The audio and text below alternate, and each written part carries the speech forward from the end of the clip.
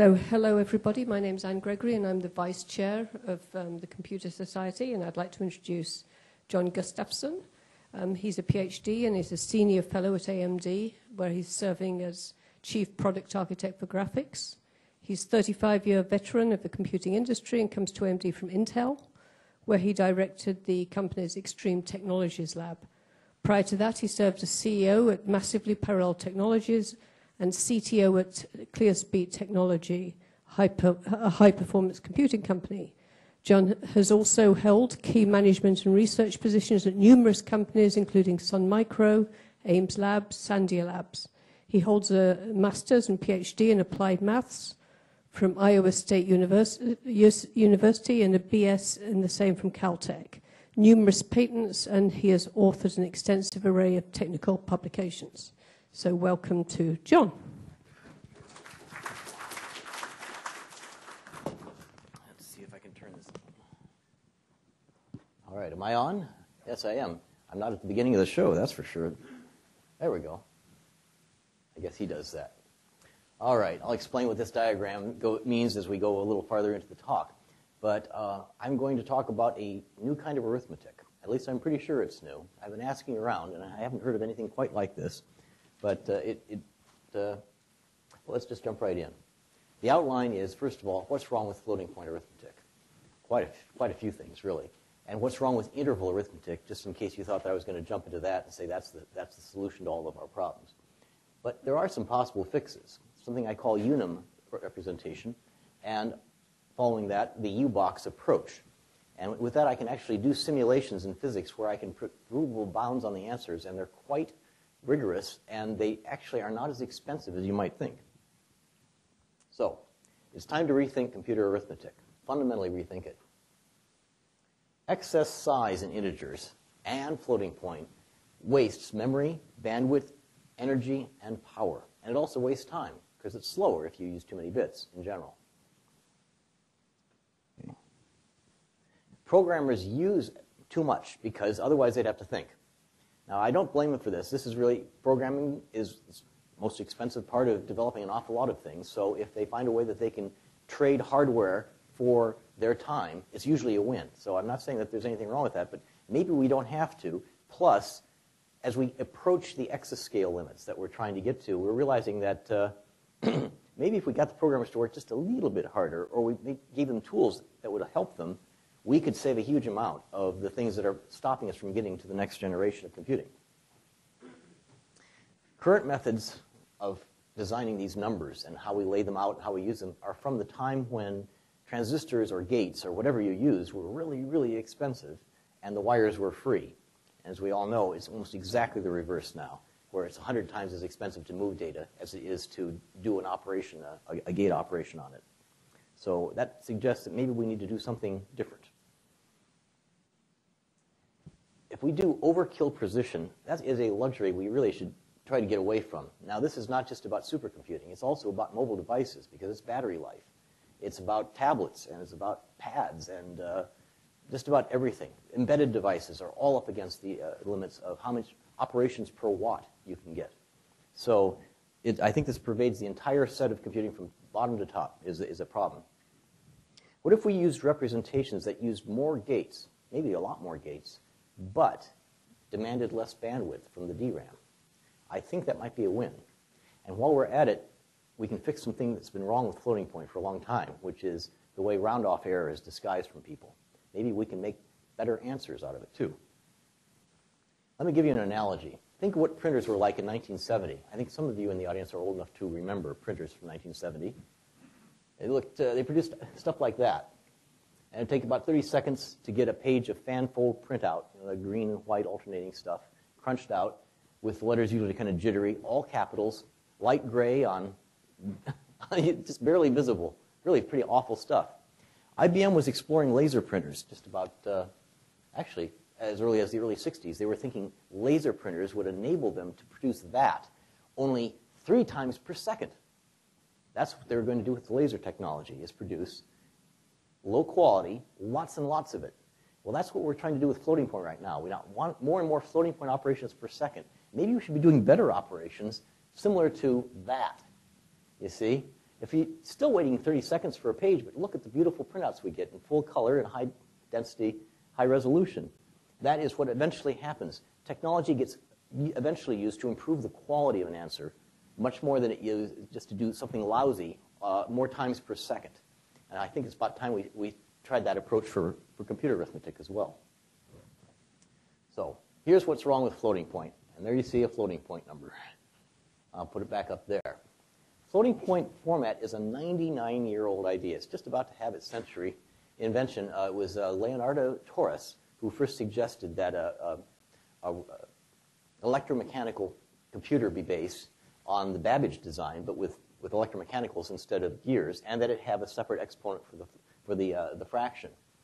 And the person who actually made one out of relays and got it working was Konrad Zuse. His Z3 computer in 1943 actually looked a lot like IEEE floating point. It had a 16-bit mantissa and a 6-bit exponent, and it understood infinity and not a number.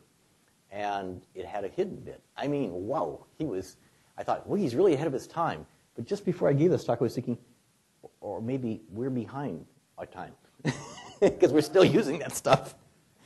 Okay, what are the odds that a design from 1914, when gates were really expensive and wires practically free, is still the right choice? Now, even the IEEE standard, which dates back to 1985, is starting to look a little long in the tooth in some ways. It made some choices that really look kind of dubious, that we've been using this stuff for a long time. To give you some examples, single precision arithmetic has a dynamic range of 76 orders of magnitude. Don't even get me started on double precision. 76 orders of magnitude. How many problems do you know where you have to know something the size of a proton and deal with that, and also something the size of the entire known universe, all in the same calculation? Doesn't happen very often. If you really have an algorithm that's wandering all over that kind of a dynamic range, there's probably a better way to do it, I think. Why do we have such big exponents? Well, they're really easy to build, because all you have to do is add and subtract them. And so they made excuses for why you needed them. But really, what happened was it was so much easier to build an exponent than it was to build that big multiplier for the fraction. So they told people to just get along with it. It's going to be great. You'll figure out some way to use that big exponent. 8 million different kinds of not a number. What were they thinking? I'd really like to have more representation for like real numbers and precision and things I can care about, but they thought that maybe eventually you'd use just about every possible combination of fraction bit with the largest possible exponent to say, well, there's the log of negative numbers, and there's a square root of a negative number, and there's divide 0 by 0, and all these other things. No, people don't care about that. Never have. They might want a silent nan and a, what do they call it? The other kind of nan that is a signaling nan, thank you. But that's just about the only kind of nans, not a numbers, that people really care about. And given a choice, people will turn off the underflow exception. It's just a pain. They often want something to converge to 0. That's how they know that the algorithm's done. But no, it suddenly starts interrupting the process and it says, you did something wrong there. You're getting really small. I want it to get small. E to the minus big number is small. In fact, it could be 0. Fine. Leave it. But no, the IEEE designers said there's something terribly wrong if you're running out of precision at the low end. So I don't blame people for turning that stuff off. Then there's negative 0. Ugh. I mean, to a mathematician, what is negative 0? And they say, well, it's really the same as positive 0, except when it's not. Like, what's 1 over negative 0? Is that negative infinity? Is that both negative and positive infinity? Or it should be the same as 0, where 1 over 0 is positive infinity. You can see why there are so many bugs in chips that do floating point arithmetic. It's just because they don't understand the standard when it comes to junk like that. I think of exception. Okay, biggest problem. There's no accuracy information stored in the number. When you do something that flows off the right-hand bit, it rounds. It says, oh, that was an inexact computation. And the very next nanosecond, it throws that information away. I don't know very many people who examine the inexact bit when they're doing floating point arithmetic, but it's gone. And it could be that you actually had a pretty severe loss of data, but since it happens almost every single time, people don't bother with it. I always think of this from the despair.com site. You son of a bitch, you just divided by 0, don't you? I can't divide by 0 without always picturing this particular poster. So, some terminology reminders. Precision is the digits available to store a number, available, like 32-bit or 4 decimal. Accuracy is the number of valid digits, the significant digits in the result, like 3 significant digits. And a ULP is a unit of least precision. At AMD, I find that they talk about ultra-low power a lot, and it gets kind of confusing to me, because to me, an ULP is a unit in the last place, or a unit of least precision. So precise but not accurate. Pi equals 3.140000000001. Accurate but not precise. 3 is less than pi is less than 4. Okay? Anyway, precision is not a goal.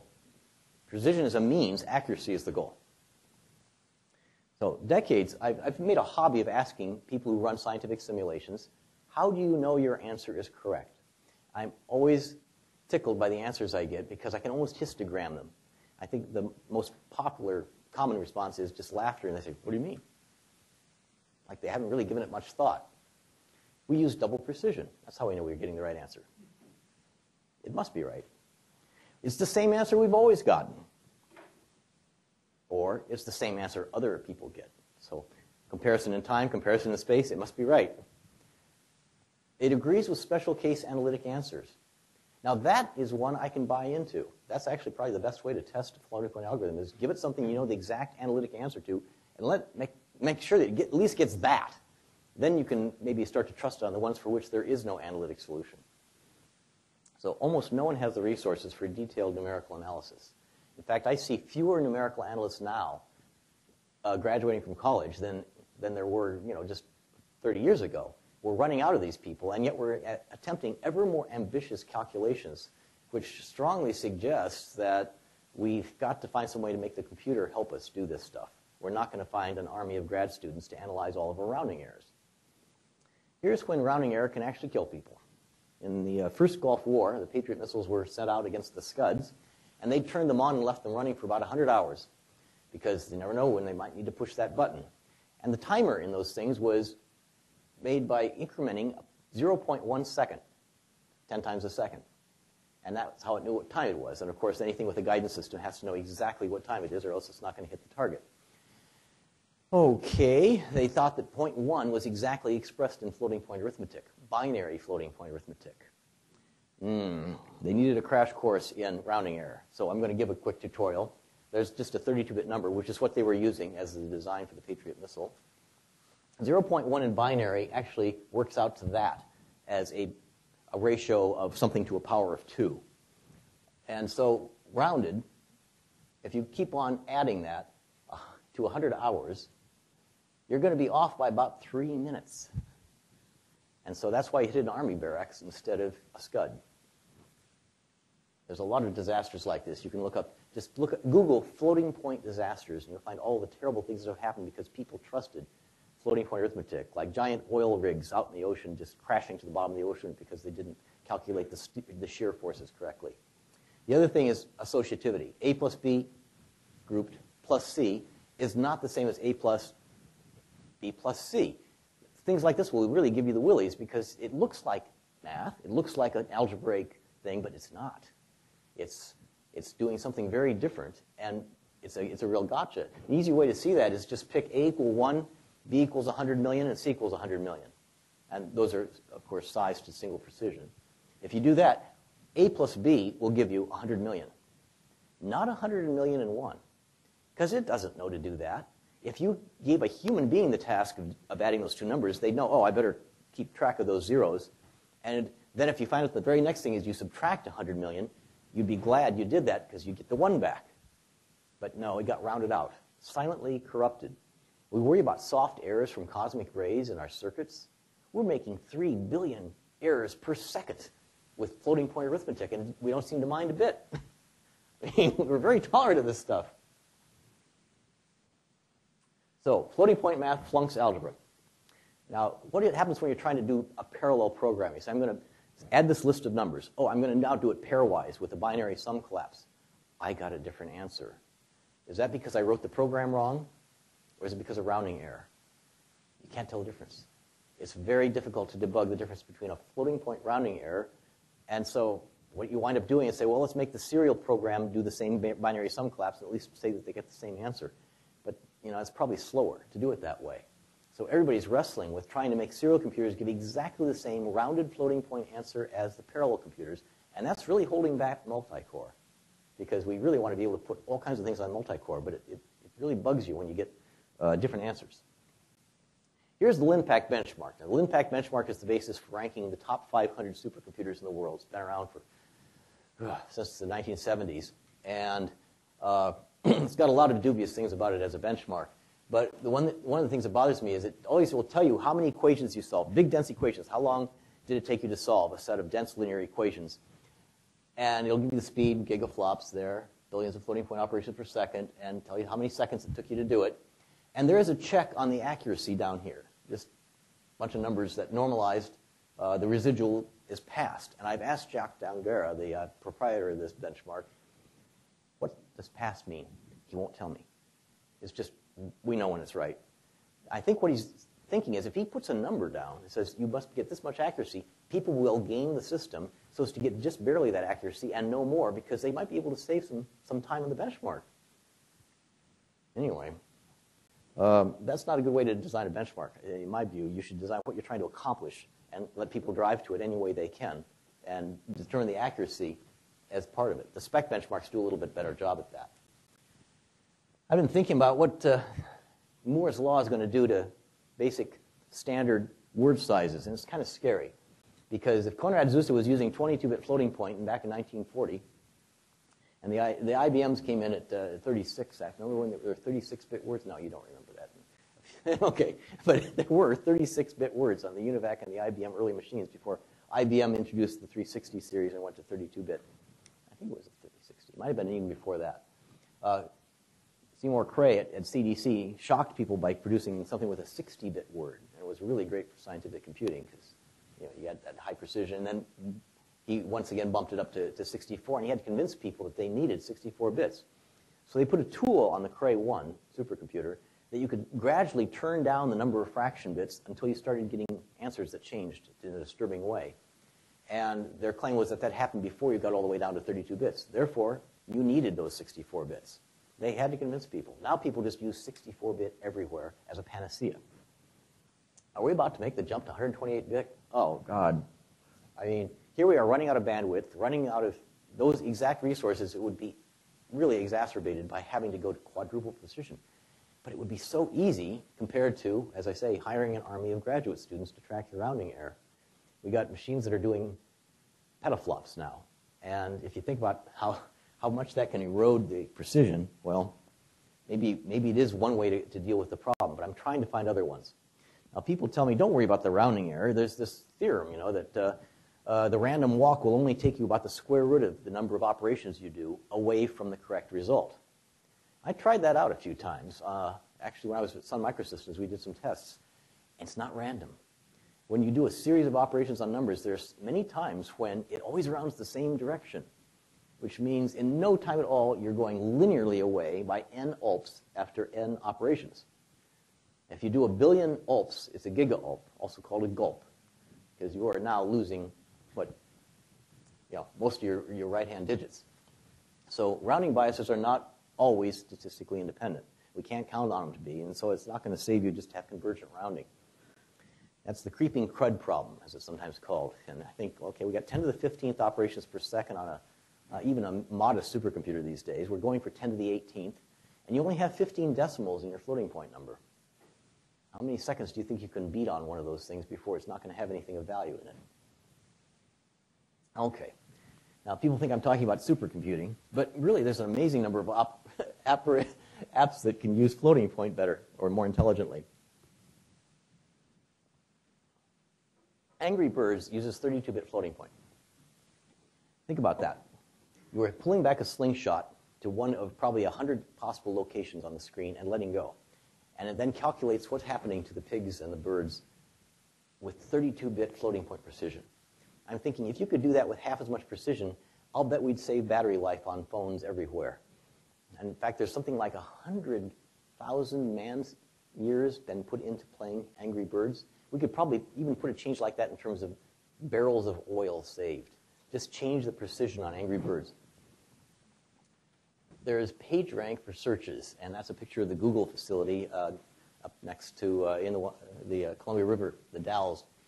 I understand from, is not official, but those things are doing matrix-matrix multiplies in 64-bit precision in order to do singular value decomposition for page rank. That's what an awful lot of that computation goes to. Not all of it, but there's probably a better way.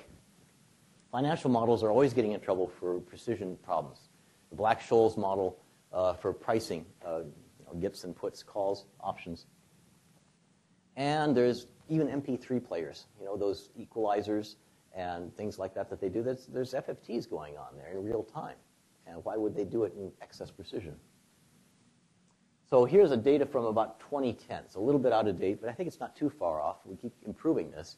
A 64-bit multiply add takes about 64 picojoules, or it did. A read or store into a nearby register takes only 6 picojoules. It takes something on the order of 50 picojoules to move a 32-bit word all the way across a chip these days. But the thing that's not improving very fast is how much energy it takes to read stuff from DRAM.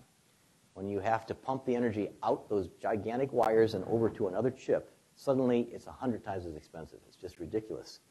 I look at that and I think, if we could get away with 32-bit instead of 64-bit, I've just saved as much energy as 30 floating point operations. So think about how much more you could do to carefully take really good care of every bit that you've dragged over and make sure that you cherish it and you don't throw away anything before you finally put it back out on the DRAM bus. Seems like a good move to me. It's very counterintuitive that operations are easier than just moving them. Because if you were in grade school and you were given a problem like that, it wouldn't take you that long to write it down, but you'd spend like 10 fun-filled minutes doing that. And it's not in our nature to understand that is actually much easier for a computer to do than getting the numbers in the first place or writing the result back to memory. But it is. So you just have to internalize that. Here's what Linpack uses. What happened to my P? 1 teraflop per second. That is, I've seen some weird things in PowerPoint, but I've never lost just one letter like that. Okay, a teraflop per second today this is one of the, have I got Microsoft people here? Okay, I'll be easy on the Microsoft people. The heat removal in the power supplies, that's just a multiplier times everything else. So really, take a look at the left third of this pie chart, because if I make it smaller, the other two automatically get smaller because I don't need as much power supply and I don't need as much heat removal, obviously. But that's just the waste in the power supplies is what's going on there. So it's multiplicative. But look at the relative cost of memory and compute. And Linpack is really light on its memory use because you're doing all these matrix operations where you do n-cubed operations on n-squared data. So you can get away with a very high ratio floating point to memory access. But more typical things, DRAM seems to be using about, the moves to and from DRAM are using about 25% of the energy.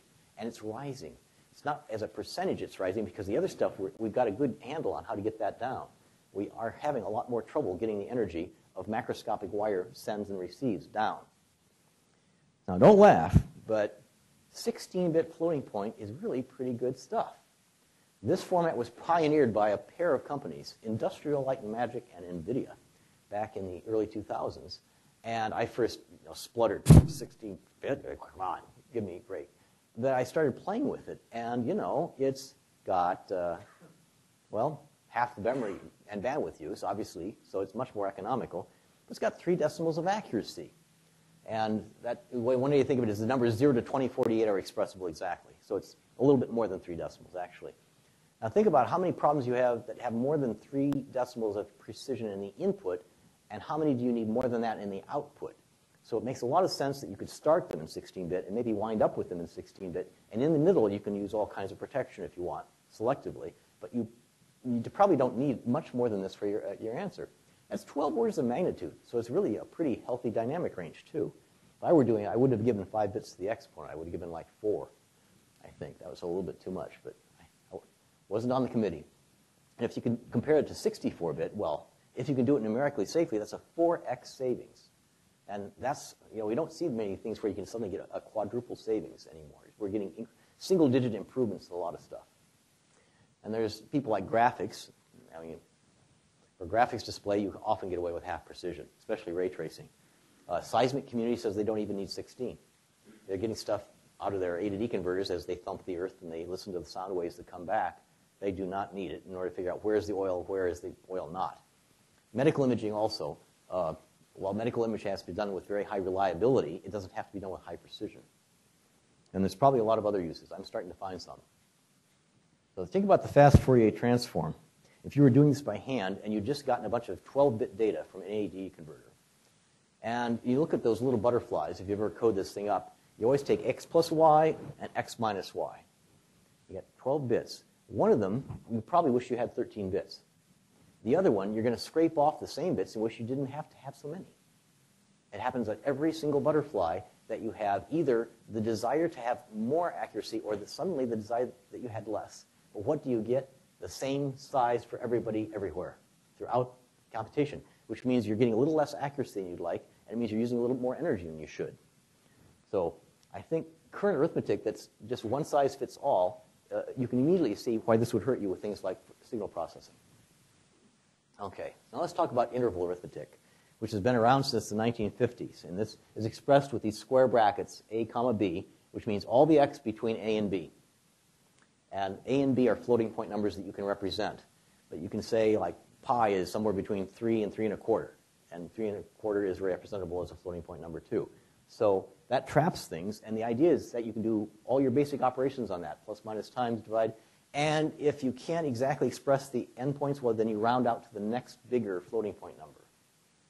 Why hasn't this caught on? It seems like such an elegant idea. It would give you rigorous numbers. All you have to do is use twice as many numbers, but you get rigorous bounds on the results. And there's some people who really have got the religion of floating point. Sun Microsystems actually put it into their Fortran compiler. God bless them. And so you can get to it at fairly high speeds. Mathematica has it. MATLAB has it. There's support for this data type because occasionally you can get interval arithmetic to work.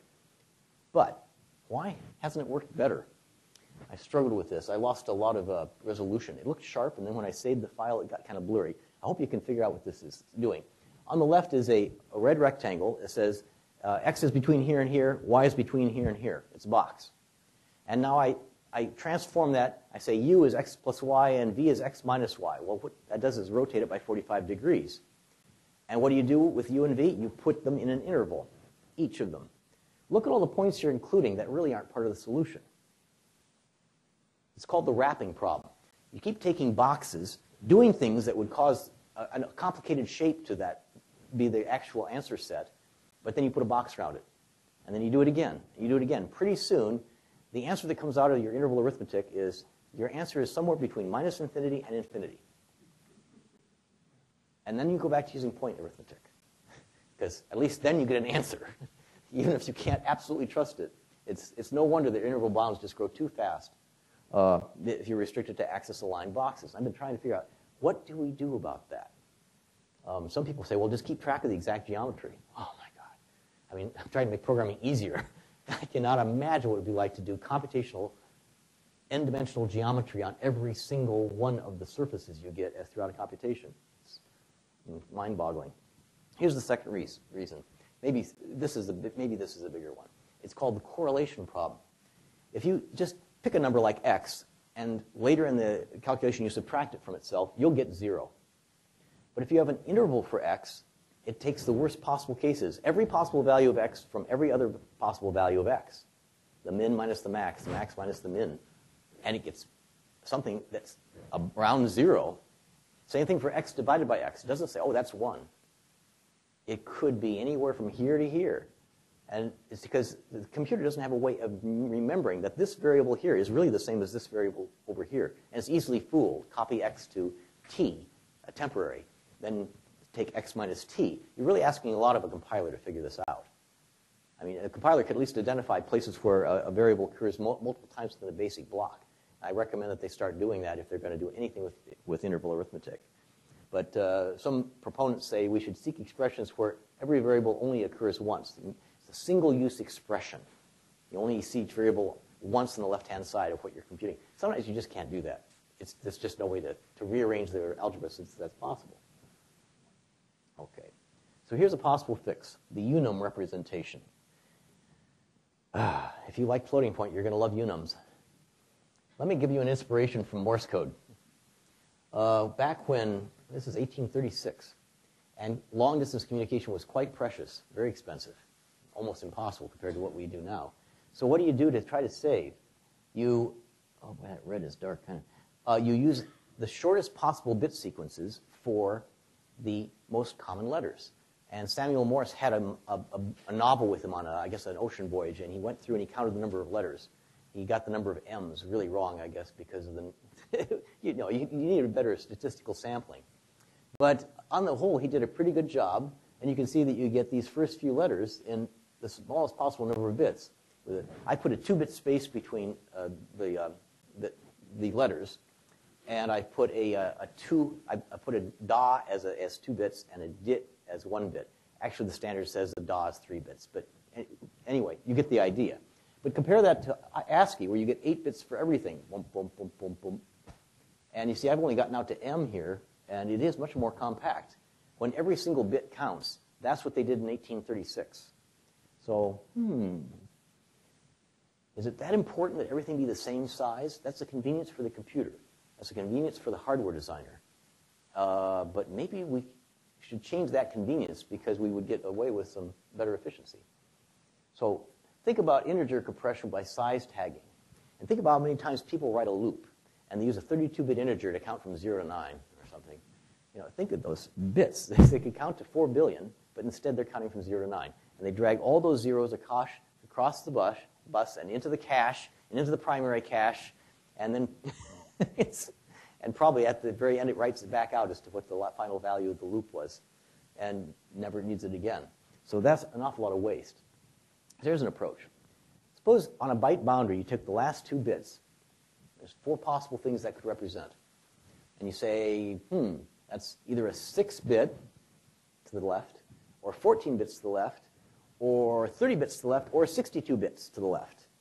Now it's still landing on a byte boundary, but like the smallest possible integer is less than a char. It's less than a byte, because it can only go from 0 to 63.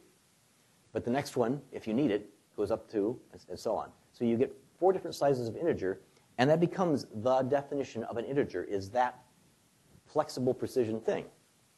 So you still have byte alignment, but it really messes up your word alignment. If you really love word alignment, it's gone.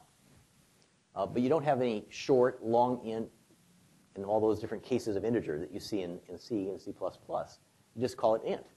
And you let the computer do the work of promoting and demoting to the types. Because when you're doing adding and multiplication of, I'm thinking here of unsigned ints, it's going to need to up the size.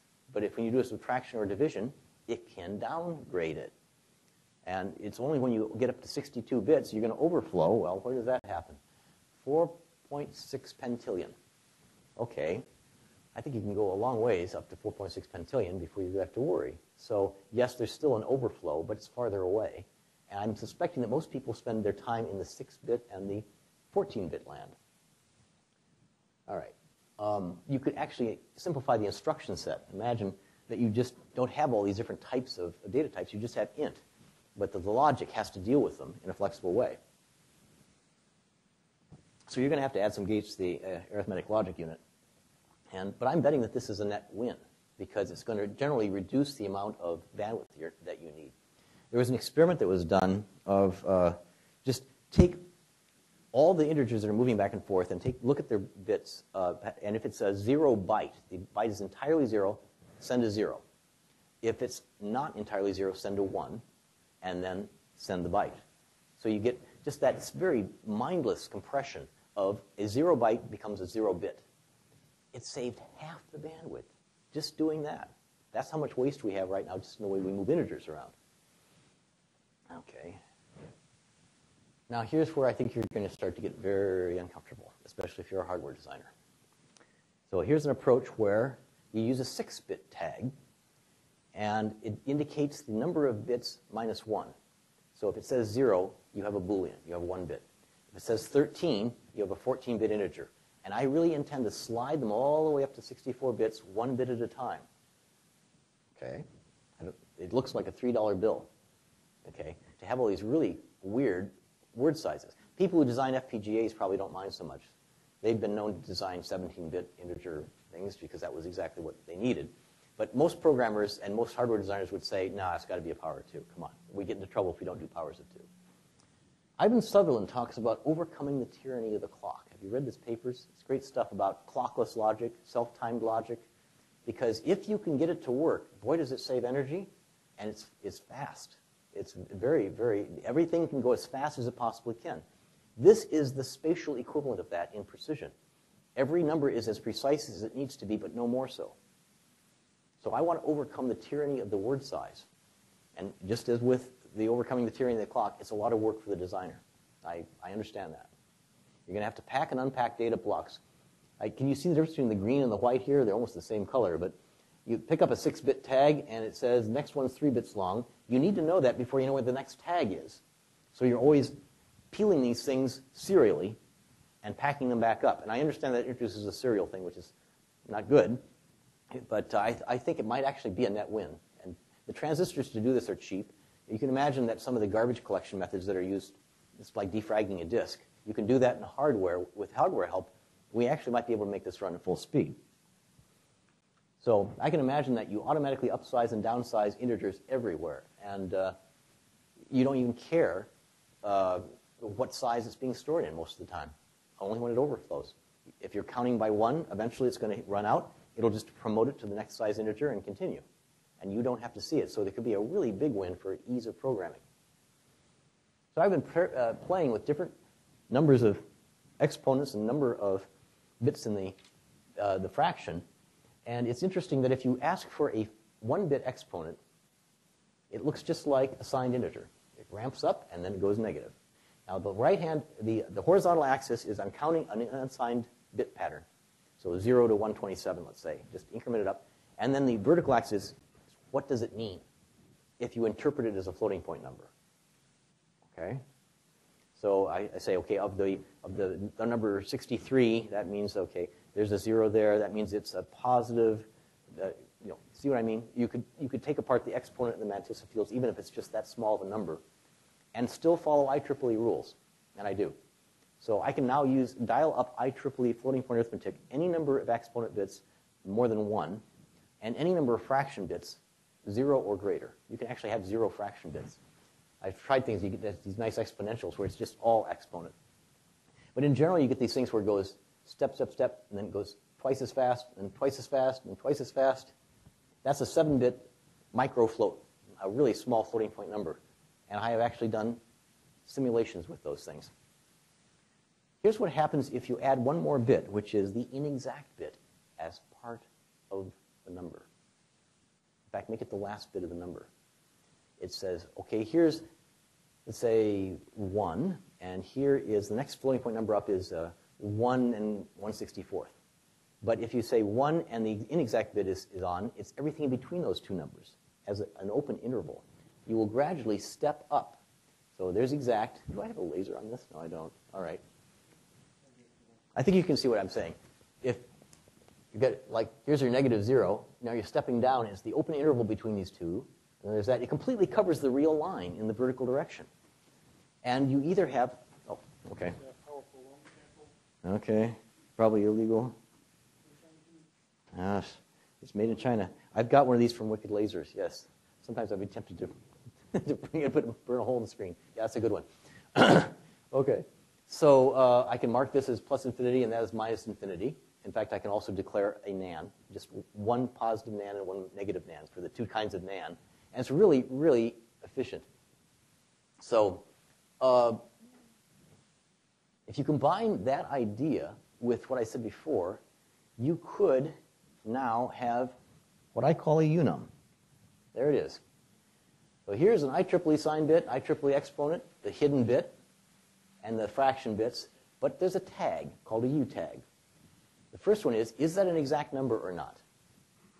There's the number of exponent bits. It's, in this case, is 8, because it's actually one more than that binary unsigned number. So I have 8 exponent bits. But if that was a 001, there would only be 2 bits over there. It's self-referencing how big the number is. This is the number of fraction bits. In this case, it really is 31. So there's 31 bits here. it's like floating point is to integers. Floating point starts to store what's the exponent as part of the number. They used to store it separately, right? Or you'd have block floating point, or you'd have fixed point. But when they started attaching that information to every single number, it was very powerful. And there's all these things you could do that relieve people of having to keep track of when they were going to overflow and underflow. If you attach these three fields, then you get something that is really amazingly useful. And I'd love to build some hardware that actually does this at full speed. Right now, I've just got it prototyped in software. But I've tried it on a few things, and I'm going to tell you about them. Here's a very concise expression of the number 2, for example, even if you have a 7-bit tag. You give me a 12-bit tag, well, I'll tell you in a second. Notice this is the log of all the different possible things you can express, and here's possible unum values for a very small precision. And you notice how they compress right around the area from 1 to 2, and then they kind of get farther out? This is what you want, is if you're dealing with extremely large or extremely small numbers, you probably don't need the detail. If you're dealing with numbers between like 0 and 10, you probably want more decimals of accuracy. This is the way people actually use computers, in my experience. If you get something way out there in the 10 to the 300th, they'll change the unit so that they can express it and understand it more with something that's more in range. So common numbers like 0, minus a half, 3, they take very few bits. The rare numbers use more. And my experience is this is, once again, about a 2x savings. You subtract similar numbers, it destroys significance. You take 3.14 minus 3.13, and you're down to 0.01, and you've lost 2 of your decimals. But then it just says, okay, demote it.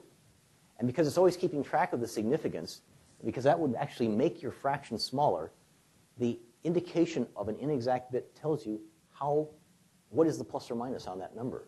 It's finally tracking its own inaccuracy the way a human being would. There's something called significance arithmetic that they've tried to do this. It's just like interval arithmetic. It blows up way too big, and it way overestimates. It's much too conservative as to what the inaccuracy is on your result. I've tried this, and it doesn't do it because the tracking of inaccuracy is so accurate. It never makes it get any bit bigger than it possibly can. If you add numbers, of course, you promote the significant up to a limit, and there'll still be an overflow, but boy, is it a long ways away if you've got a big exponent. And often, I tried it on the 100 million plus 1 and all that one. I get the same answer either way. Long lists of numbers, you can add them. Parallelism doesn't hurt you so much anymore. It still is possible. It's mathematically possible. And Bill Kahan of Berkeley will be all over me if I don't admit that. The first thing anybody in this field should do is read everything that William Kahan wrote about floating point arithmetic, because he has caught so many things where people tried to control rounding error automatically. He says, that won't work, that won't work, that way. And he has examples for all of these. And so I have gone through a lot of his papers and understood. And I think I've got something that might even pass muster with him. Well, he hasn't seen it yet. So underflow and overflow, silly, you don't need that. And you don't need all those calculations of what the rounding bit is. Do you round up? Do you round out? No, you just say it's between these two numbers. And you leave it alone. So that's actually less work for the hardware in that case. But you don't need underflow and overflow. A 12-bit UTAG allows everything up to double precision and then some. So I can go all the way down to a 3-bit number. I can go all the way up to 128 as needed. And so I thought I'd give this a try. I think I've got an example of trying it. Math libraries. Think about math libraries. It really bothers me that people have to write math libraries that are exact like for trig functions, even when your number is 10 to the 300th power. Think of the wobble in a number that's 10 to the 300th power. It's 10 to the 285th power. That's how many times you're going around the unit circle just in one ope. And yet they're supposed to unwind it by 2 pi out to 4,000 bits of accuracy. Find out what number that really wound up on, and then take the cosine of it. That is just incredibly stupid. But check your math libraries. They all have to do this because they don't know. There's no way of expressing to it, this is an approximate number. But if you had this information, the math library could say, your answer is between -1 and 1. We're done. And it would come back so quick, and you start to realize where the lack of significance is in your algorithms. It'd be built into the math libraries. By the way, some really good papers coming out of Cornell on asynchronous floating point. They are very much overcoming the tyranny of the clock. So I'm putting in a plug for them here. I think it's Basa Shaikh and Rajit Manohar doing very good work on double precision IEEE floating point that is self-clocked, self-timed. I'm thinking, now you combine this idea with only do as, It's actually data dependent as to how long their operations take. On the average, they're much faster. There's occasional times when the right sequence of ones actually takes a little longer. But if you also allow it to adjust the length, and then I think the combination of these two could be quite potent. Okay, here's the disadvantages. Yes, I know, it's new, and it's very different, and no standards committee has approved it, and introducing it is very much like trying to boil the ocean. I'm thinking, DARPA, help, because they fund things like this, and then they try to get people to use it, and pretty soon they're helping. Government is about the only way I know that you might get something like this out there, although IEEE standards committees have been known to have a powerful effect on the way people do things. The 754 committee definitely changed the world. It's led by John Palmer, who was actually designing the 8087 coprocessor at Intel at the time. So when he put something in the standard, he also made sure it was in the processor so they'd have a kind of a jump on having a compliant processor. Very clever. Anyway, and I know it's non-power of two alignment, and so you're going to have to pack and unpack, and you're going to have to do garbage collection at the bit level. A tag bit overhead could possibly mean, well, if you add 12 bits to the number and you don't get 12 bits back on the average, then it actually could take more bandwidth in some cases. I'm not seeing that so far, but it's certainly possible. And of course, the logic in the processor is going to be much more complicated in exchange for reduced storage, bandwidth, energy, and power. So I thought, maybe I should have listed that as an advantage. What is it we've got more than we know what to do with? Transistors. And we are all bound by memory bandwidth. We're all bandwidth limited. So I think that's a good trade if we can figure out a way to do this. So I took it for a test drive, just solve the quadratic equation. And there it is, ax squared plus bx plus c equals 0. And if you don't know the tricks, you'd probably just do the two roots there, minus b plus or minus square root of b squared minus 4ac over 2a. That's actually numerically bad. Who knew? Well, you see, if b is big, then the square root of b squared minus something is going to be pretty close to b, or possibly minus b. And when you do that plus minus, you're going to cancel a lot of your digits that you really needed. There's a better way to do it that suppresses that error. So I gave it a pretty big b of 100 and tried it for a equals 3 and c equals 2 and used unum representation. And then I attached a picojoule cost to everything that the thing was doing as if it was a real processor. And so the input unums take 12, 18, and 11 bits, way less than it would have been in 32-bit. And the intermediate results take anywhere from 12 to 45 bits. And the end result takes 34 bits, by the way, the root, the unstable root. So I got 1,442 picojoules if I used unums, 3,200 if I used 32-bit floats. That's 55% savings in energy. And the correct result to 9 places is that, which is a little bit more than you should expect from single precision. You'd get about 7 decimals in single. The answer with 32-bit floating point, well, 3 of them are crap because of exactly the thing I told you about. A lot of cancellation there. They look like real digits, don't they? It doesn't say 0, 0, 0 because that's what happens with floating points. You get deceived. You see all these complicated digits, and it may be that after a certain point they are completely meaningless. If you do unums, that's what I got. Whoa, okay. And the plus or minus is contained in the number, so I got an error bound. It was tight. It's more accurate. It's half the energy. So you got a rigorous bound, more accurate result, less energy used, less storage and bandwidth used. The loss of the accuracy is recorded in the answer for future use, so you can then take that to the next step. It's a lot the way people actually use pencil and paper when they're calculating. They know when to increase and when to demote things. All right, now I'm going to talk about U-boxes. That's a U-box. Actually, it's a set of U-boxes. A U-box is a multidimensional unum. So these things are 1 ULP at most in width. The problem with intervals is they're big. And so, of course, they get even bigger. But if you're always dealing with something that's the size of a rounding error, it's like you're computing with the rounding error itself. And it doesn't tend to get too big. Or if it does it very meaningfully. I've got a set of these things. Suppose I did x minus x with that collection of things. You'd get 0 to the size of one of those U-boxes, which means it would just be 1 ULP in size.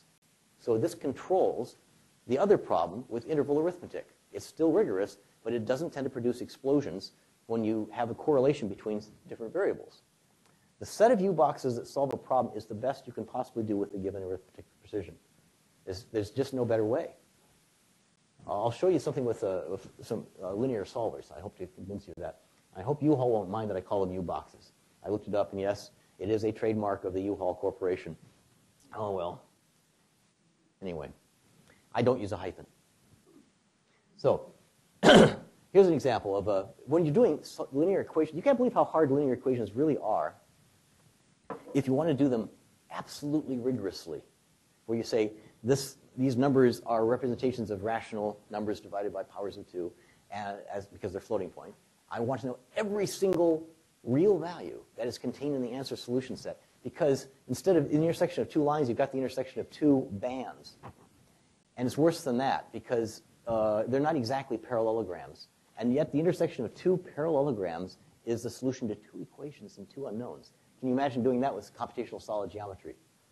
Yeah, I can make a 2 by 2 system of equations into a hard problem. You're probably not happy with me about that, but I'm about to do it. Anyway, so here it is with just 2 fairly straight lines. Now, this is really ill-posed, but it's not great either. I mean, you can make linear problems where they're so close to being the same that it's going to be really hard to nail that intersection. I guess I do need this.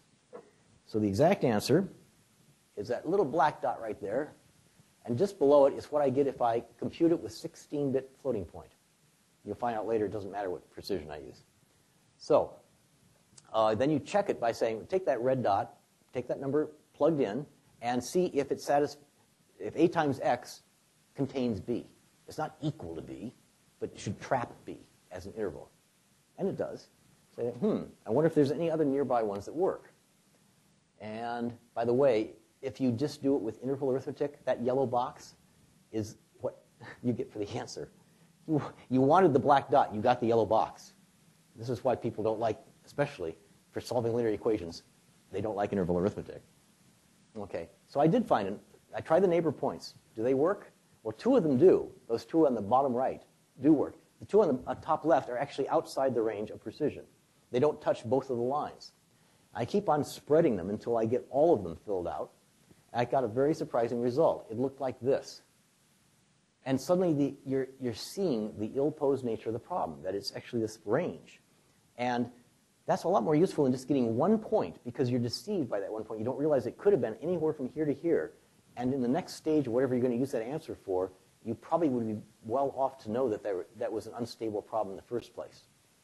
So the gray box is, once again, what the interval arithmetic gives you. The point is one of those answers. But the green squares, flanked by the non-answers in red, are the best you can do with a given precision. As it is for 3 simultaneous equations. Came out kind of funky. I don't know why they did that. But anyway, I tried this and started propagating it. I started swelling, and finally I got to the U-box accurate answer in 3 dimensions, 3 unknowns. It's really tough to do this any other way except this mindless thing, but you didn't have to think very hard. You say, here's an answer, fill it out. And it's just like when you hit the paint operation on a... Don't worry. Okay, good. Whoa. Okay. Once again, that's the interval bound, which is not nearly good enough for practical applications. So this is starting to look like a big data problem, because you can imagine you might have a lot of U-boxes in n dimensions, and you'd have to keep track of them all. It gives you something to do with all that parallel hardware if you've got 1 million processors. So it's great for trading quality for parallelism. But if you really have too many boxes, then you always have the option of changing your precision and chopping it down and saying, oh, I only want like 20 boxes. And that's good enough, because you can batch up these things, and when you've run out of storage, go ahead and knock them back down. But you don't have to do that very often. Now, lastly, I think I've got another 5 minutes, and it's just about right. Interval physics. So I'm interested in applying these kinds of ideas to simulations. And I've been trying to collect things for which I could use them for a long time. I think I've got structural analysis, n-body problem, Laplace's equation, maybe a couple others. You'll see. It's starting to look like I'm fleshing out a kind of a new calculus of computation here. First of all, I want to define quality of a physical simulation. It's not how many operations per second you did. It's the sum of the upper bounds minus the lower bounds, or the integral of them. Or, if you like U-boxes, just add up the volumes of all those U-boxes. You want a higher quality answer? You got to get the volume smaller. But it's the reciprocal of uncertainty that should be used as the measure of what have you computed? What do you now know that you didn't know before? If you do that, it becomes algorithm independent and architecture independent, and you're not doing silly things like measuring flops anymore. I would like to see us try to measure exascale computers and what they can do, and how how high a quality answer they can get instead of how many operations per second are they doing, because we should be past that by now. I did it with radiation transfer. I'm going to do it in 2 dimensions because it's a lot easier to visualize, but there's a light source up here. So imagine that there's a light shining into this, think of it as a long rectangular tube, and there's a thing that casts a shadow, and so it's going to light up most of this stuff, and eventually you get an equilibrium distribution of radiation. I can do this with bounds, and the initial bounds look like that, where high is lots of light coming off of each patch, and low is it's dark. So you see right over here, it's in the shadow of the occluder. And this is the amount of light coming off the light source other than what it's emitting. It's the stuff that's reflecting back. And you can update this, and guess what? Every processor can narrow its interval in parallel. So completely independently, it's fast. And I like that. It's asynchronous. The velocity equation, here's an interesting philosophical thing. I purposely put something with a discontinuity in here because I haven't seen any papers that could handle discontinuities and actually get a firm bound. They can only do it when it's a really nicely behaved function. So if you use a typical relaxation method, you're going to get a 64-bit answer that seems to have converged and has 15 decimals, some of which are probably correct, mostly. You have no idea which ones. A U-box arithmetic, I can bound it. I can give you only 3 decimals of accuracy, but you'll know they're all correct. It's accurate, in other words. It's not precise. That's the old trade-off again. Even the 3-body problem has massive parallelism in it. You think of this as only having 18 degrees of freedom, but I can make it embarrassingly parallel by using these kinds of calculations to very carefully track what all the possible rounding errors could be. It doesn't take very long at all before you've got a billion things to do if you want to rigorously bound the solution to the 3-body problem. In fact, I did it. I tried it with 8-bit floating point. I'm serious. This thing has a 3-bit exponent and a 4-bit fraction and a sign bit. And I was able to calculate the trajectories of 3 bodies, and these completely satisfy all the conservation laws of energy momentum, angular momentum, you name it. I guarantee you that the trajectory of these 3 spheres has to lie within those bounds. And I think there's no number that it missed, so it is the perfect answer. It's really slow. So in summary, there's a lot of techniques we could use, I think, for reducing bandwidth, storage, energy, and power. If you're conservative, just try a variety of existing floating point types from half precision, 16-bit, all the way up to quad precision. But think about adjusting. That's the conservative message. If you want to be more dramatic, though, change the numerical format itself. Consider the possibility of tracking the error within the number. And unums can solve the associativity problem, or almost solve, often solve. It's not absolute. I don't want William Kahan getting down on me here. And U-box sets solve the problem of the correlation problem. So the 2 biggest things that are wrong with rigorous bounds with intervals, I think I've got a handle on now. You combine that with async design and the flexible precision, it could be about a 4x efficiency improvement, and maybe that's the key to getting an exascale computer built earlier than 2020. So I just end with a plea. Let's make computer math much smarter than it was in 1914. Thank you.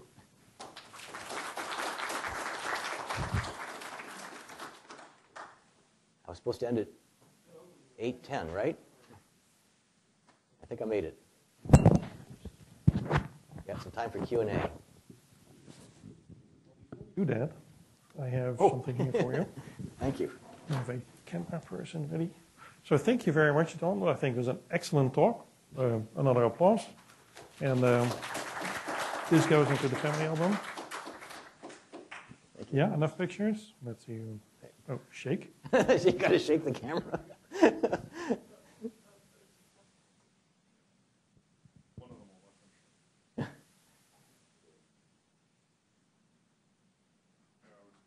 Looks good. All right. Okay, thank you very much. So we have good time for, we have about 10 minutes or so at least for a Q&A. There's a microphone, so Anne will be carrying a microphone around so everybody can hear it. There's one question here and there's another question already there. So go ahead. Did you give a consideration to having more than 1 bit for the error? I think you could, but that's the size of the error. Because it could reduce the box, final box. Initially, I was thinking along those lines, and then I realized that what I need to do is shrink or increase the size of the fraction bits. And that automatically tells you how big the error is, because if the error is just, it's one ULP from the last bit, and that number of bits changes, then it does what you're suggesting. I actually went down the route that you're saying, and I could not get it working. But I got this working. Yeah, very good.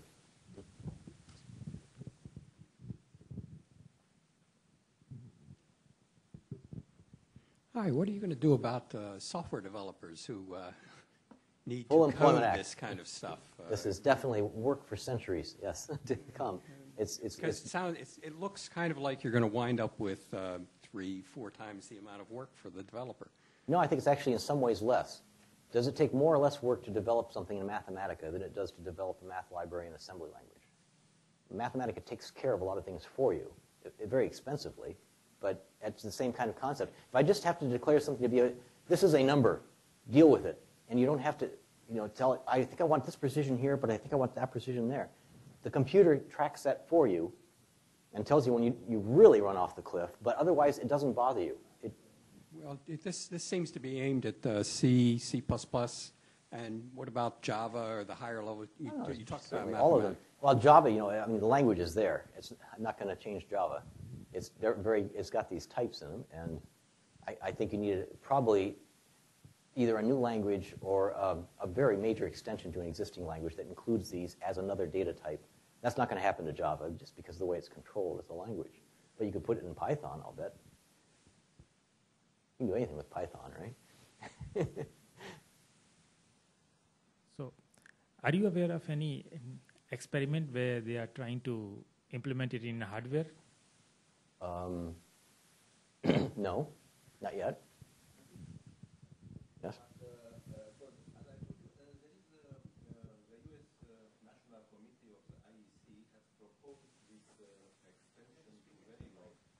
Yeah, so we get this man a mic. Yeah, he's got a lot to say here. He's got some interesting stuff I learned about just before we started the talk. Yeah. So the U.S. National Committee for the IEC, which operates under ANSI, has decided to propose at the next meeting, which will take place in Fort Worth, Texas in September, to propose this language called FinCMath, which is an extension of Verilog, as an extension to cover mathematics as a candidate for standardization.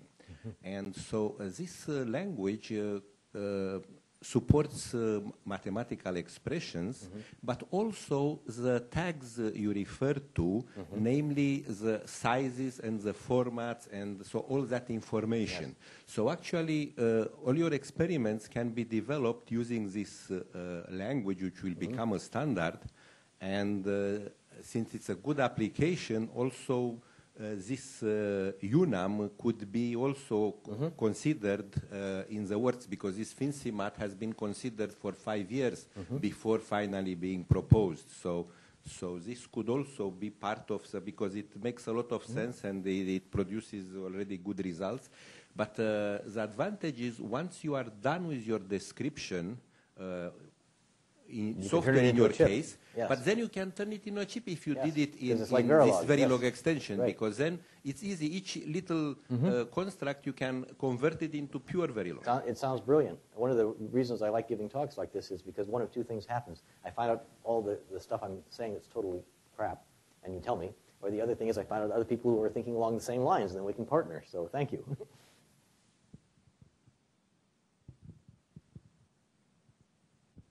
So if I'm looking at C or C++, can I just re-implement double the way that you do it?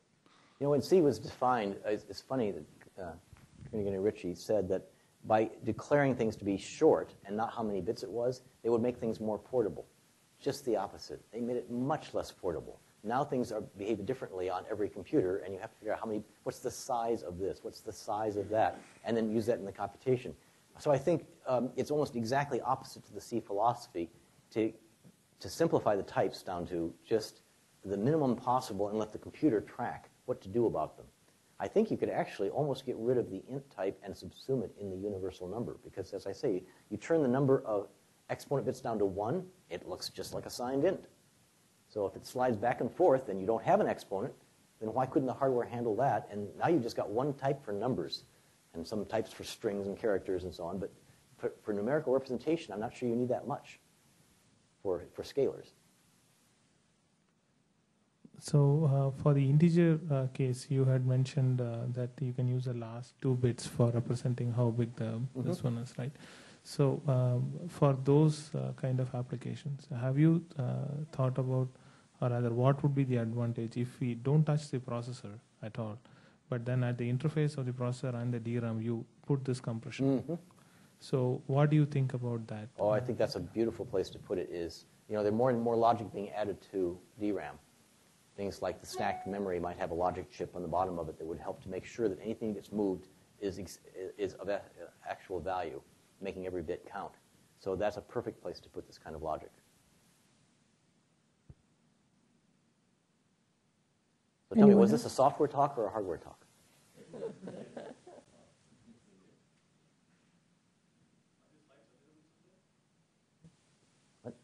The slides will be on the website in a few days.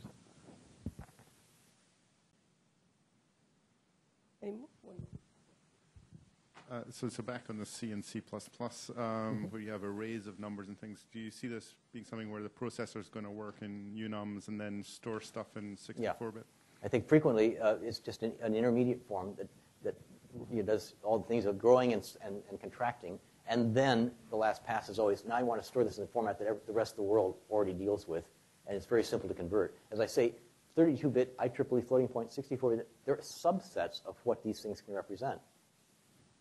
So it's really simple to convert.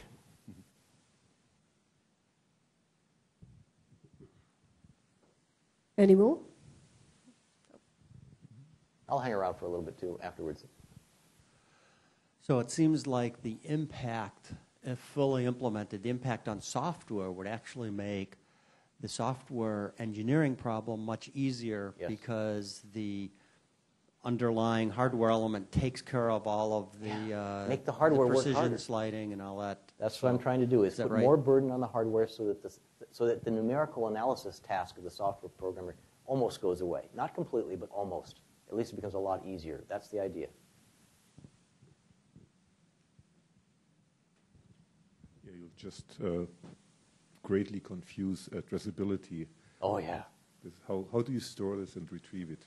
Now, I'm thinking that you'll still have cache lines that are brought in, and you immediately untangle them. And that's what that diagram was with the kind of the arrows hopping over the one. So you have to peel the thing apart, and you're always packing and unpacking them. If you think about what's the problem of defragging a disk, or what computer science called garbage collection, it's exactly the same thing.